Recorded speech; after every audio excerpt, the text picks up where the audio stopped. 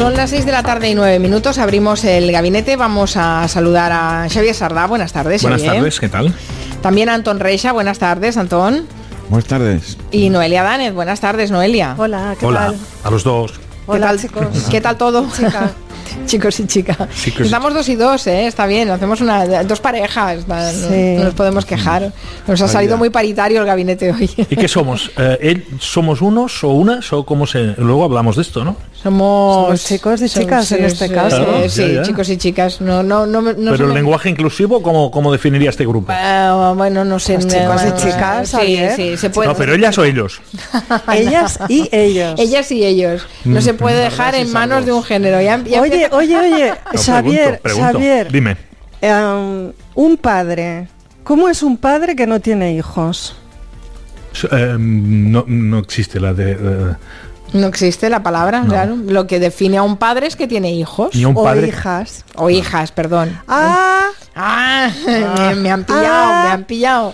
No, es que, a ver, tienes sacudirse tantísimas generaciones. Pero hay algo más bestia en ese terreno, que es que no hay del palabra masculino para... genérico es muy Sí. difícil, ¿eh? Sí, pero hay algo más bestia que es, en relación a esto, ¿cómo se llama un padre que ha perdido un hijo? No existe No esa existe, palabra. ¿eh? No Existe existe. viudo, existe viuda, No existe existe esa huérfano, palabra. existe... Y no existe una palabra. Para detectar el vicio de una persona hay una cosa peor. Por ejemplo, para detectar un racista, en una reunión, tú dices, yo mataría a los ciclistas. Sí, hombre. Y siempre hay alguien que dice, a los judíos, ¿por qué? No, a los ciclistas, ¿por qué? A los ciclistas, A los porque... ciclistas, ¿por qué? Sí, sí. Sí.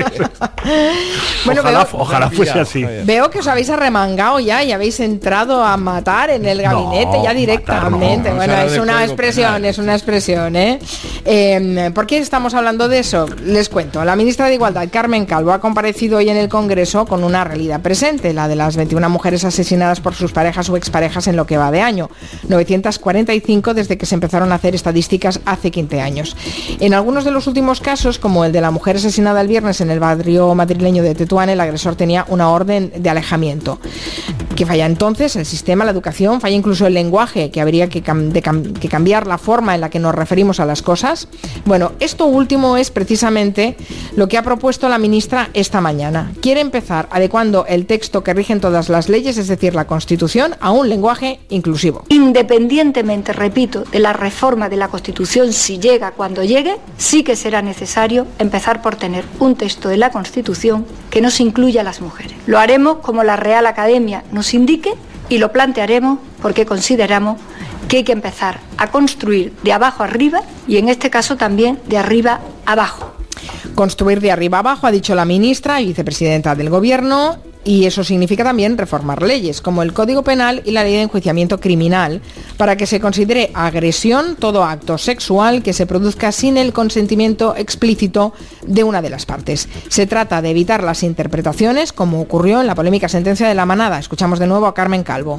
Es algo tan rotundo, tan perfecto, como que si una mujer no dice sí expresamente, todo lo demás es no.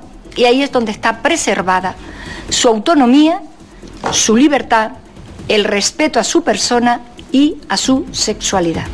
Así está recogido también en el Convenio de Estambul, que firmó España en el 2014, que considera violencia cualquier situación contra la libertad sexual en la que las mujeres no consientan, que considera violación. Dicho de otro modo, el sexo sin consentimiento es violación. España lo ratificó hace 4 años, pero no ha adaptado aún las leyes y ese sería un primer paso. Sí lo han hecho otros 11 países en Europa. La semana pasada, sin ir más lejos, Suecia, con una reforma que ha generado bastante controversia y un cambio de paradigma. Hasta ahora, si una mujer no decía explícitamente que no, la ley sueca no lo consideraba violación. Ahora es al contrario. Su ministra de Igualdad lo explicó a la prensa con este ejemplo. Imaginen un chico que se lleva a una chica bebida o drogada a su casa. Si ella no le ha dicho expresamente que quiere mantener relaciones sexuales con él la habrá violado en caso de que practique sexo con ella. La nueva ley sueca, que se aprobó en mayo, tampoco considera sexo consentido si el acusado abusa de su posición de poder o de la dependencia de la víctima, o si la víctima está afectada por un trastorno mental o paralizada por el miedo. Si concurren agravantes, las penas de cárcel llegan a los 10 años y se introduce la figura de la violación negligente, que supone que el hombre mayor de edad debería haber sido consciente de que la otra persona no consintió. Esa ley se acompaña además con un programa educativo de de jóvenes y formación específica para abogados. Bueno, ellos ya han hecho bastante los deberes, aquí nosotros estamos en mantillas, lo que tenemos sobre la mesa son 2 propuestas de la ministra y vicepresidenta del Gobierno, Carmen Calvo. Así que hemos decidido hoy hacer con Noelia Dáez, con Javier Sardá y con Antón Reixa un gabinete de género. ¿Qué os parecen las propuestas de Carmen Calvo? ¿Se puede combatir la violencia machista y sexual solo con la ley? ¿Se tiene que promover un cambio mental? Y para ese cambio mental, ¿qué importancia tiene? El lenguaje también. ¿Por dónde se empieza? ¿Hay que formar en las escuelas también a los abogados, como van a hacer los suecos? ¿Y cuánto dice de nosotros la forma en la que hablamos? ¿Qué falla en nuestro sistema para que tengamos la situación que tenemos? No solo de víctimas, también de víctimas de violencia de género. No sé, ¿cómo lo veis? Yo pregunto simplemente, primero, es un tema delicadísimo, donde podemos decir cosas desde inexactas hasta improcedentes. Por lo tanto, creo que es un gabinete de órdago. Pero lo que yo me pregunto solamente es una cuestión en esta nueva ley de enjuiciamiento criminal. Es si desaparece el abuso. Ahora hay, como sabemos, abuso y agresión. Para que nos entendamos, si no hay ¿vamos directamente a la agresión o se mantendrá la figura del abuso? Hombre, claramente si no hay consentimiento es violación. Eso es lo que se está aplicando. Por lo tanto, desde el Convenio de Estambul en esos 11 países de la Unión Europea. Por lo tanto, la mayoría. Quede claro que yo he hablado con jueces esta tarde, pero ha sido la última hora, porque ha venido un poco sobrevenido este tema. Sí, es que las declaraciones de Carmen Calvo han llegado un poquito tarde. Y con esto acabo de momento, ellos dicen que es muy importante que la ley module, que haya modulación y proporcionalidad, en el sentido que si pasamos de la nada a la agresión, y no hay abuso, es una figura, el abuso, que es matizable, y luego hay mucha gente que considera que lo que se ha producido es una agresión y no un abuso, pero si quitamos el abuso es como si desaparece el hurto y vamos al robo.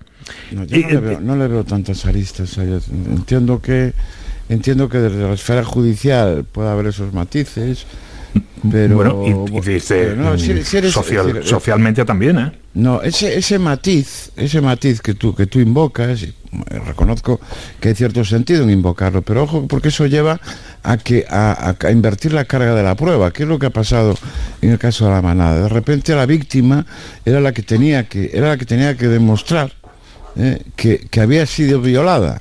Y de hecho las carencias que tiene la sentencia tienen que ver cómo se modula, digamos, la expresión de la negación al acto sexual. Yo creo que igualmente en este caso, igualmente si hay un cambio en la ley, lo que tendrá que demostrar la víctima sería, sí, en todo caso, si ha habido o no consentimiento. También tendrá que demostrarlo. En todo caso, aquí lo que prevalece, pues eso es casi, digamos, la grandeza, digamos, de este cambio es que lo que prevalece es el hecho de que la mujer denuncia, y si la mujer denuncia, está denunciando algo no deseado y no consentido por ella. Es decir, pero hoy repasando esto, es decir, creo que esto es bastante más claro. A mí me parece más peliagudo en algún país, por ejemplo, un grado, digamos, del nivel de la pena lo introduce si hay penetración o no. Esto me parece que es como aquello de Clinton, que decía que el sexo oral no era sexo. En alguna legislación de algún país europeo esto ocurre. Pero que yo me alineo totalmente con esta posición, que yo creo que en el caso de la manada hubiera sido clarísimo, no hubiéramos pasado el bochorno que hemos pasado. Pero no hay que ir al caso de la manada, hay que imaginar a 2 jóvenes de 18 años que entonces, si no hay modulación, si no hay graduación, pasa automáticamente a considerarse una violación el hecho de que un chaval... Si no hay consentimiento. Si no hay consentimiento... Pero violación son 25 años, ¿eh? Sí. Bueno, yo no sé si esto es lo que queremos en... Agresión. Pero, Javier, es como si me... Bueno, agresión, sí, pero agresión es violación. Agresión sexual, sí. Xavier, pero es como si me dices que tampoco está articulado, digamos, en la estilística lingüística de las relaciones sexuales, y decir, oiga, señora, ¿le parece bien que la penetre? No está en el código de la sedición. Pero ya lo sé, pero es lo que... ¿Qué ruido aparece ahí? Alguien está haciendo obras Pues yo no. cerca del estudio. Eso sí, mi consentimiento. Parece un martillo neumático. Yo creo que la gradación y la modulación es imprescindible. Desde mi punto de vista. En el fondo estamos yendo más allá de evidentemente estamos en los inicios. Es una propuesta que se ha presentado hoy, lo ha presentado Carmen Calvo, y evidentemente se tendrá que estudiar con los expertos jurídicos que definitivamente digan qué modificaciones tiene que haber en ese Código Penal y Ley de Enjuiciamiento Criminal. En cualquier caso, a lo que remite es que tiene que haber cambios en el lenguaje también. Pero el lenguaje es una cosa y el Código Penal es otra. Pero ¿en qué se escribe el Código Penal? También con letras. Bueno, y sobre todo las prácticas sociales están incrustadas en el lenguaje con el que hablamos, porque el lenguaje con el que hablamos configura nuestro pensamiento, contribuye a que se conforme nuestra identidad social. En fin, el lenguaje no es una cuestión banal, el lenguaje no es neutral.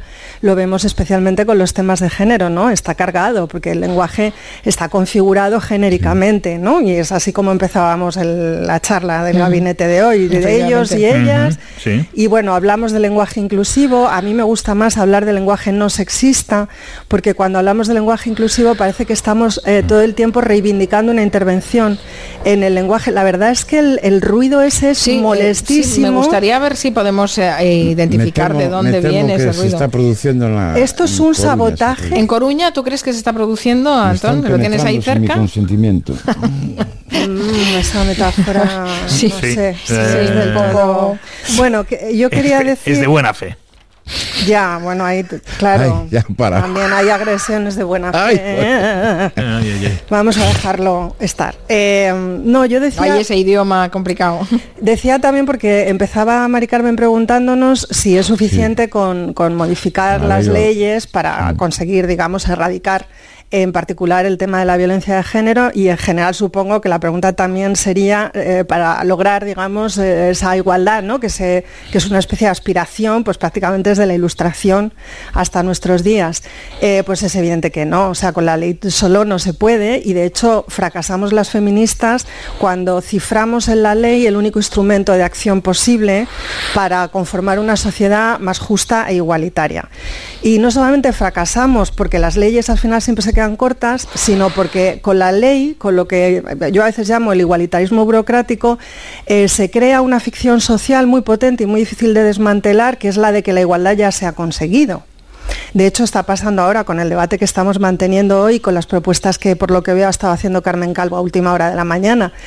Ha costado mucho, yo diría que 3 años enteros, en el caso de España, hacer ver a la sociedad que el igualitarismo ese que decíamos, en el que decíamos que estábamos instaladas e instalados, no era del todo real, ¿no? Que había una serie de cuestiones vitales que estaban pendientes, que reclaman nuestra atención, pues ya sabemos, ¿no? Feminización de la pobreza, brecha salarial, y hay varias más. No quiero entrar en eso porque estamos hablando más bien de violencia de género, ¿no? Violencia de género como otra gran cuestión, un tema que estaba ahí esperando que algún día abriéramos los ojos y comprendiéramos que es un asunto gravísimo y que demanda nuestra atención. Solo con la ley no vamos a pararlo, por eso la intervención... Déjame, por favor, Xavier, acabar hoy.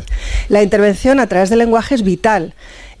Lo que ha propuesto, iba a terminar ya con esto, lo que ha propuesto Carmen Calvo, por lo que veo, no es otra cosa que el cumplimiento de un mandato que está en la propia Ley de Igualdad 3/2007, esa que se incumple sistemáticamente en su artículo, es que la llevo siempre conmigo, esto es feminismo radical, en su artículo 14.11, la ley dice: se perseguirá la implantación de un lenguaje no sexista en el ámbito administrativo y su fomento en la totalidad de las relaciones sociales, culturales y artísticas. Es decir, ya era hora de que alguien redactara las leyes, o que las leyes que ya existen se conformen a la existencia o a la utilización de un lenguaje no sexista. El lenguaje no sexista es vital porque el lenguaje, vuelvo a insistir, lo es todo, configura nuestro pensamiento, nuestra personalidad y contribuye a la generación de identidades sociales fuertes. Entonces, si no nos acostumbramos al todos y todas, al niños y niñas, al hombres y mujeres, va a ser muy difícil seguir recurriendo a la ley o seguir confiando en la ley la resolución de un problema que exige, y odio el verbo, pero me parece que los oyentes y las oyentes lo entienden así bien, exige su visibilización como primera medida. Yo empezaba con un chiste, que es un padre que no tiene hijos, nada. No, un padre tiene hijas. No es una cuestión baladí y no es una broma, es una manera, si no lo vemos, no existe, ¿no? Luego es importante verlo como primera medida. Y luego ya, si queréis, hablamos de agresión, violación, penetración, consentimiento y todos estos temas que están detrás de la reforma del Código Penal y de la Ley de Enjuiciamiento Civil. Por cierto, dice un oyente, Gelo, a través de Twitter, que también se llama padre a un sacerdote, tenga hijos o no. No, padre biológico, quería decir yo. Sí. Javier Sardá, venga, que tiene... perdona, Antón. No, yo estoy tranquilo. ¿Sí? Escuchando y aprendiendo. A ver, Antón. El hecho de que precisamente hoy haya salido esta cuestión del lenguaje, que está bien, yo acepto el calificativo sexista. El lenguaje sexista porque vivimos en una sociedad sexista y con una hegemonía masculina. Pero precisamente es lo que constata que efectivamente las leyes por sí mismas no son suficientes. Vamos a ver, la evolución de la lengua, es decir, no obedece a ninguna ley. Es decir, a mí me parece un poco hasta frívolo que hoy se mezcle lo de la Real Academia, porque pensar que la Real Academia es la autoridad de nada, nos lleva a perpetuar una noción que tenemos todos los hablantes que es muy ordenancista sobre el lenguaje. Al final los idiomas han evolucionado porque el único criterio porque la lengua admite cambios es mientras fluya la comunicación. Todo lo que sirva para la comunicación es válido lingüísticamente. Normalmente las academias van por detrás de los hablantes, digamos, en la calificación de corrección de determinados usos. Y la historia de los idiomas es así, es decir, la lengua, estamos hablando ahora de una lengua romance, es una degeneración, una corrupción de aquello que era el latín, que se fue corrompiendo. Además, cuando estudias lingüística románica se llama así, corrupción, se utilizan términos negativos como ruina casual, dejan de tener sentido las declinaciones, es decir, porque la lengua se rige por un criterio de economía lingüística, y la economía lingüística tiene que ver con la comunicación. El problema es que en una sociedad en la que persisten los estigmas sexistas, efectivamente la lengua mantiene estigmas sexistas y con leyes, pero más que con leyes hay que sobrepasar esa situación, y yo no le tengo ningún reparo a lo de todos y todas. Me parece que es en beneficio de una buena causa y es en beneficio de una comunicación que quiere manifestar el respeto por la igualdad. Dime, Javier. No, yo es que me interesa mucho más la cuestión del Código Penal, perdonadme, y quisiera saber si estamos de acuerdo, yo por ejemplo manifiesto que no, en que desaparezca el abuso y se pase directamente a la agresión. Esto a mí me parece un tema neurálgico, de verdad. Es decir, ¿tú qué crees que es más degradante? Yo pregunto, ¿estáis de acuerdo en que desaparezca el abuso? O sea, ¿del hurto pasamos al robo? Pero de acuerdo, sí, ¿vale? Es para saber cuál es vuestra impresión. En la libertad sexual, sí. Vale, de acuerdo. Entonces desaparece el abuso. En la diferencia entre hurto y robo hay otras variables que tienen que ver con la propiedad. Los jueces te dirán con el estado de necesidad. Pero el otro, ¿qué graduación quieres meterla? La penetración, es que es un tema de... Perdón.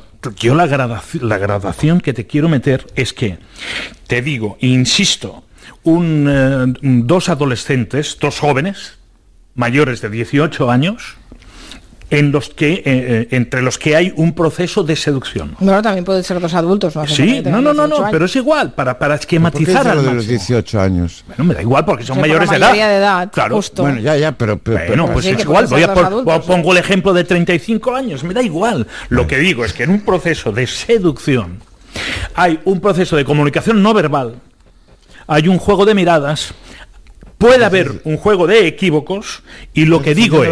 ¿Estás defendiendo el galanteo? Yo estoy defendiendo el galanteo, por ejemplo, y digo, sí que tiene que ver con esta polémica. Yo simplemente digo, si la mujer no dice sí, y en esa situación el tío le da un beso...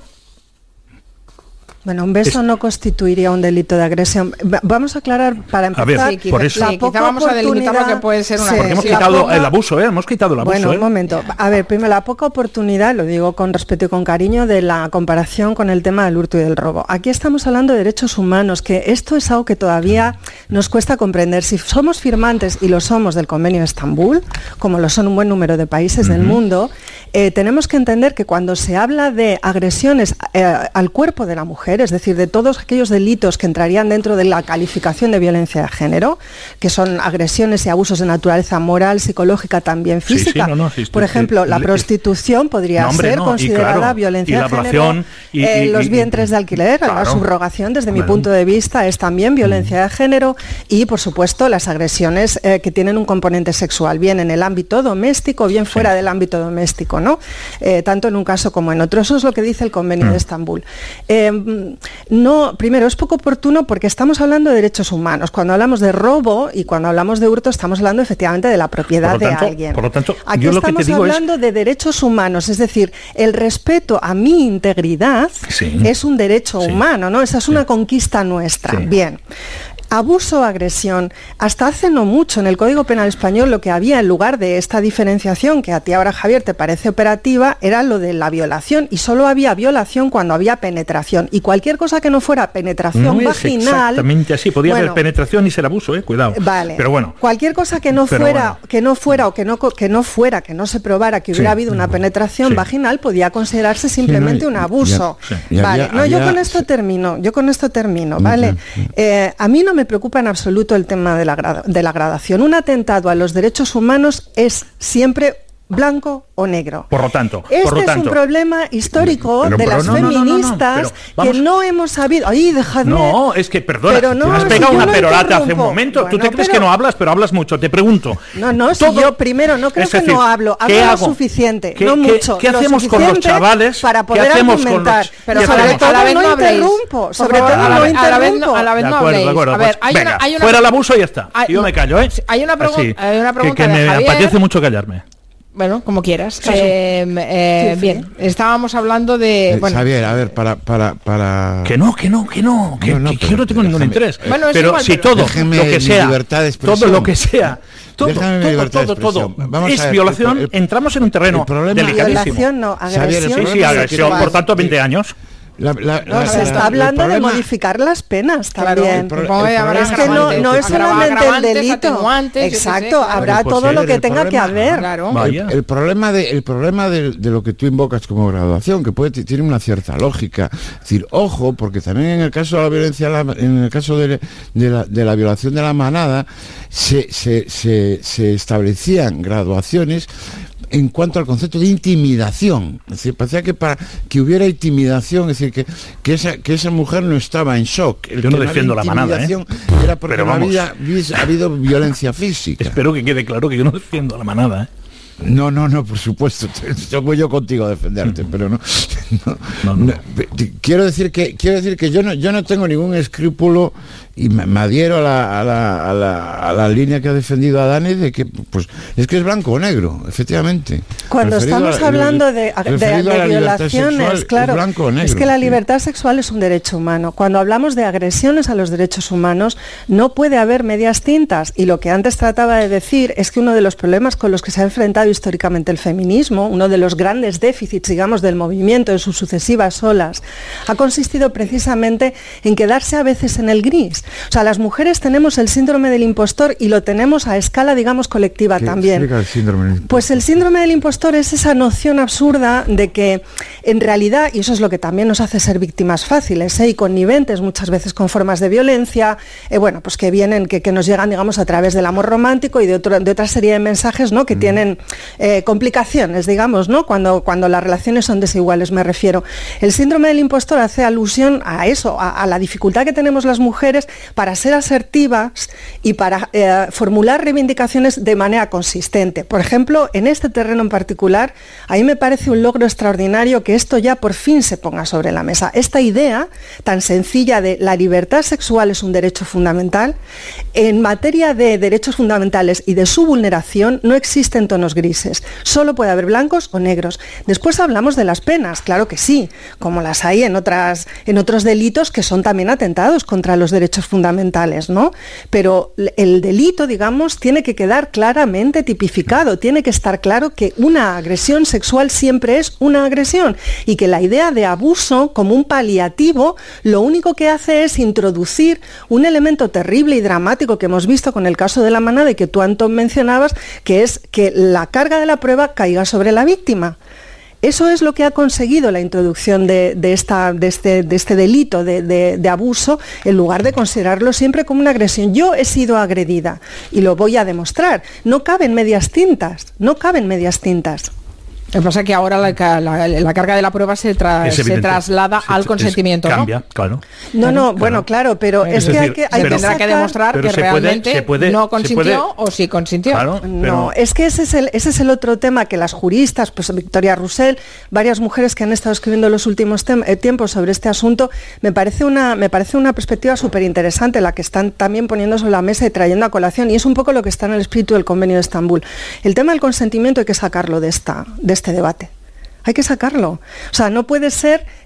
vamos a ver, o sea, tú vas y denuncias frente a un policía o a un juez o donde corresponda que te acaban de violar.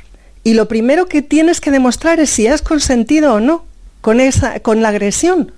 Pero eso, ¿por qué no pasa cuando te roban? O sea, a mi madre el otro día, hace algún tiempo, la cogieron por la calle, le pusieron un cuchillo en el cuello y entonces pues ella fue y denunció temblorosa, ¿no?, ante la policía. Me ha pasado esto, nadie le preguntó si mi madre había consentido, pero ¿usted les incitó? No, pero ahora hablamos de si hay sí. ¿Por qué con la sexualidad la sospecha recae sobre la mujer? ¿Por qué? ¿Por qué si yo voy? No, es que las mujeres quieren utilizar eso. ¿Para qué? ¿Por qué se nos supone esa especie de revanchismo, de sed de venganza contra un hombre con el que acabamos de mantener una relación sexual? ¿Por qué? ¿Os lo habéis preguntado alguna vez? ¿Por qué todavía en el imaginario social pesa la mujer como la idea de la mujer como puta? Y la idea de la mujer como culpable y como que utiliza la sexualidad para dañar a los demás. ¿Utiliza su sexualidad para dañar a los demás? ¿Por qué una mujer violada? ¿Por qué el tema del consentimiento sale ahí? Si yo voy a denunciar un delito de violación, tendré que probarlo, pero con el consentimiento. No, con un médico forense, con un policía forense, no, con lo que corresponda. Pero estás hablando de violación, que entonces de una agresión sexual, claro, siempre, de una agresión sexual. Pero es que la agresión es evidente, no hay matiz. En todo caso, tiene que ser un delito con el máximo agravante posible. No, aquí no hay por matices. Ejemplo, con el abuso... El tema es si siempre vamos a agresión. Es lo único que yo digo, con los jueces que he hablado hoy, que dicen, bueno, si vamos automáticamente siempre a agresión, el universo de las situaciones en las que ellos se encuentran habitualmente, es que matiza, les quita un margen de volubilidad y de digamos, pues sí, ambiguación. Bienvenidos, claro, que es así, bienvenido para ti. Bienvenido para ti. Para las mujeres que hemos sufrido agresiones sexuales y que hubiéramos agradecido que nos hubieran reconocido la agresión sexual y no un abuso. Naturalmente, pero bienvenido para los mí, padres claro. de los hijos varones que ven que pues el chaval puede haber cometido un tropiezo con una novia. Hostia, un tropiezo. No, es que el universo de los acontecimientos y de los potenciales delitos o faltas es muy complejo, por lo tanto, en las violaciones, naturalmente, no hay matiz, estamos todos de acuerdo. El tema es si todo, a partir de ahora, se va a interpretar como agresión. Eso es lo único que yo digo, porque yo soy padre de hijas, o sea que, francamente... Tú invocas precisamente que eso, y es importante, el matiz que aportas de que no dicen jueces. Tú imagínate la perversión de las leyes, de todas las leyes, en cualquier delito. Pero los jueces no lo dicen. Lo dicen como preocupación. De consentimiento. Usted consintió que lo robasen, usted consintió que lo asesinasen. Pero vamos a ver, no estamos hablando de esto. Provocó que la robasen. Pero aquí estamos todo el rato hablando de si dijo sí o no. El tema de los jueces no es por mor de es por el lío que ellos tienen a la hora de interpretar determinadas situaciones y catalogarlas. Porque necesitan una formación de género, es otro de los asuntos que tenemos pendientes en España y es otro de los mandatos del Convenio de Estambul. Sí. Hay que introducir la perspectiva de género en la formación de la judicatura para que se pueda administrar justicia, conscientes de que la justicia... Para la democracia, quiero decir que no es gente a la que le falte sensibilidad al respecto. Pero una cosa es tener sensibilidad, Xavier, y otra cosa es no tener la formación todavía. Entonces es agresión todo lo que implique todo lo que sucede si no hay un sí por parte de la mujer. Sí, por ejemplo, mira, un caso típico, ¿no? Que en algún momento se ha mencionado. Tú te emborrachas, te vas con un chico, pierdes un poco el conocimiento, te aturdes y cuando te despiertas de esa situación te das cuenta de que ha habido sexo, ¿no? De que ha habido sexo, te das cuenta. Eso ahora mismo es un abuso, no es una violación. Sí. Bueno, pues yo creo que eso siempre se ha de considerar una agresión sexual. Vale. Siempre, en todos los casos. Eso no puede ser una situación de abuso, eso es una agresión. El estado de embriaguez es una evidencia que a un tipo normal le debería inhibir exacto. O sea, y si no ha dicho que sí la novia de un chaval, que no está borracha, no ha dicho que sí la novia de un chaval y acaban haciendo el amor en su casa serenos los dos. Esto también es una agresión. Tendrá que mediar una denuncia. Si hay una denuncia, claro, es que además, ¿por qué estamos ella si eso de siempre? Pero ¿por qué pensamos esto como en la nada? No, si estamos hablando de cuando una persona pone una denuncia. Sí. ¿Por qué estamos suponiendo que la gente va a denunciar hechos falsos? Bueno. La gente denuncia robos falsos masivamente. Hombre, alguien habrá que denuncie algo. Pero ¿cómo lo tipificamos? ¿Cómo lo tipificamos para que cuando haya denuncia el juez sepa qué determinar? Esto también es agresión. Al final tú te estás refiriendo a la falsa denuncia. No, para nada. Es decir, no para nada. Para nada. Estoy diciendo, si todo lo que podemos imaginar en la gradación de las relaciones de abuso contra una mujer, todo es agresión. Eso es lo único que digo. Y que no lo sé, y que he dicho que hoy era un lío. Es decir, vamos a hacer una pausa y recapitulamos de aquí un momento. Hablando de las propuestas de género que ha presentado hoy la vicepresidenta Carmen Calvo, hablamos de ese lenguaje inclusivo y también, sobre todo, lo más polémico que ha resultado en el gabinete, esa modificación del Código Penal, esa propuesta de modificación del Código Penal para seguir lo firmado en el Convenio de Estambul, en el que se necesita un consentimiento en una relación sexual para que ese consentimiento evita que sea tipificado como una agresión sexual, una relación sexual entre dos personas.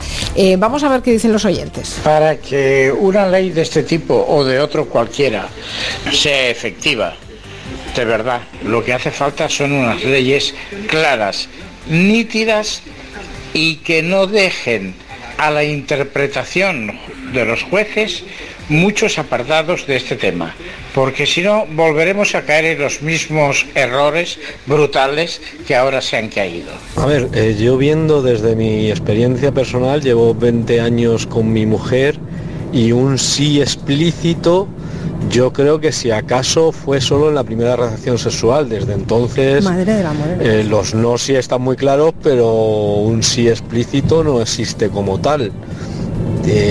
Según lo que decir de la nueva ley, la cosa estaría muy complicada, pienso yo, no sé. Yo he sido víctima de violencia de género durante 20 años, tengo varias sentencias que lo corroboran. Mi marido me obligaba todos los fines de semana a mantener relaciones sexuales con él porque le tocaba. Sus días de descanso también le tocaba. Y en vacaciones, cuando teníamos vacaciones, pues también le tocaba. Ante un juez eso no me ha servido para nada. ¿Cómo he podido yo demostrar que simplemente no quería o no me apetecía en ese momento? Pues bien, su pregunta siempre era que por qué había aguantado tanto tiempo. Ahí lo dejo. Antes se hablaba de una expresión horrible que era el débito conyugal. El débito conyugal, sí, pero esto es de los años 40 y 50. Y luego hace un cuarto de hora que la distinción era varón y hembra. Que es espantoso, ¿eh? Sí. Querría hacer el lenguaje tiene esas cosas. Sí. Un apunte, porque es que veo una gran confusión y una gran bola con este asunto y es normal, la tenemos todos y todas, ¿eh? No tiene tampoco nada extraordinario, pero da la sensación de que cuando hablamos de relaciones sexuales, da la sensación de que hablamos de agresión sexual. Y entonces todos ponemos la cabeza en las relaciones sexuales que hemos mantenido, que pensamos mantener, que han mantenido otros y otras en nuestro entorno, cómo se tipificarían desde un punto de vista penal. Es que no estamos hablando de eso, estamos hablando de cuando se ha producido un delito que se denuncia. El testimonio de este caballero que llamó explicando que la única vez que su mujer quizá le había dado un sí explícito fue en el primer encuentro sexual que mantuvieron y después ya no, yo le digo con muchísimo respeto que es completamente irrelevante y no pertinente para el debate que estamos manteniendo aquí. Entendemos que su mujer no lo va a denunciar. Exacto. Aquí estamos hablando de cuando las mujeres interponen una denuncia porque manifiestan haber sido víctimas de una agresión sexual. Del mismo modo que estamos hablando de cuando hay una agresión sexual que la mujer percibe como tal. Porque también veo en Twitter un señor que dice, entonces, que te toquen un pecho es lo mismo que te penetren. Bueno, nadie va a poner una denuncia porque alguien le toque una teta, con perdón. Bueno. Te cabreas, insultas y a lo mejor pues hasta sueltas una bofetada o te quedas toda cortada. Perdona, pero ha habido denuncias de políticas por tal causa. No, y me parece muy bien, además. No le tocaron un pecho a Teresa, ¿eh? Lo que hicieron fue fingir un beso por favor, y la pusieron contra la pared. Sí. Si a mí un señor, según salgo de este estudio, me coge ahora mismo por el pasillo de Onda Cero y me pone contra la pared, yo también lo denuncio, ¿eh? Eso no es lo mismo. Una teta. No es lo mismo. Pero de verdad no banalicemos, por favor, con este tema. No lo hagamos, porque una agresión sexual es una cosa terrible, sobre todo en ciertas edades de la vida, y te deja marcada para siempre. Y están produciéndose, y muchas, y están muriendo mujeres, y en verano suben los crímenes de violencia de género y lo estamos viendo esta semana. Así que por favor no banalicemos con tocar tetas y con mi mujer me dijo sí, luego me dijo no, porque no estamos hablando de eso, estamos hablando de cuando hay delitos, de cuando hay agresiones. Y sigue existiendo el estigma de la mujer violada. Claro, es que seguimos todavía banalizando y frivolizando y diciendo mi mujer y yo si le toco la teta, entonces no estamos hablando de eso, por favor. No estamos hablando de eso. Lo que está claro es que, a ver, es una propuesta, el Convenio de Estambul está firmado desde el 2014, hay 11 países que lo han suscrito y que han hecho los cambios pertinentes en sus códigos penal y todo lo que acompaña a ese convenio, que es formación en género, etcétera, etcétera, y que bueno, que se tienen que poner un poco a la labor. No se va a hacer de un día para otro y se tendrá que ver muy bien cómo se describe el delito en ese nuevo código penal, en esa reforma que se haga del código penal para incorporar esas recomendaciones del Convenio de Estambul. Así que ya veremos. Tendremos que hablar más adelante de eso. Pero está clarísimo por la reacción que tenemos de los oyentes que tendrá que hacerse muy claro y dejar muy claro. Gracias Xavier Sardá, Antón Reixa, Noelia Danez. Buenas tardes. Hasta mañana a las 3 a todos los oyentes. Adiós.